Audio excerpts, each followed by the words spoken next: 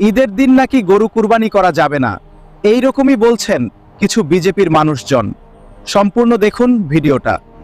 এবার আর গরু কুরবানি করতে দেয়া হবে না বীরভূমে। গরু বোঝাই গাড়ি আটকে সেই গরু নামিয়ে দিলেন বিজেপির নেতা কর্মীরা। পরিষ্কার জানিয়ে দেওয়া হয়েছে এখন রাজ্যে ক্ষমতায় এসেছে বিজেপি, ফলে এবার আর কুরবানি করতে দেওয়া হবে না। কোথায় নিয়ে যাচ্ছিস?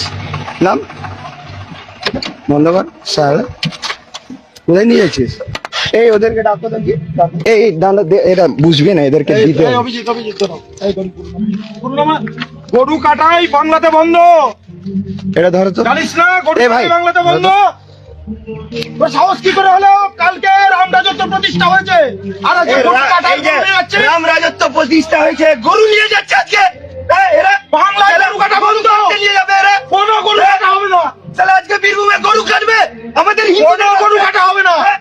একটা উমাকে কাটতে দিব না, একটা উমাকে কাটতে দিব না। ভালো করে এখনই সব করে ছাড়। যাবে কানে, যাবে কানে, তাই বলছি যাবে কানে। জন্য স্বার্থে ভিডিওটা সবাই শেয়ার করে দিবেন। ভিডিওগুলো ভালো লাগলে একটা ফলো করে দিবেন। যে কোনো অসুবিধার জন্য লোকাল প্রশাসনের সাহায্য নেবেন। কেউ কোনো ধর্মের উপর আঘাত করবেন না। সরকারের কাছে একটাই অনুরোধ, বাংলায় শান্তি প্রতিষ্ঠা করুন। নিজ নিজ ধর্মীয় রীতিনিয়ম যেন সবাই করতে পারে।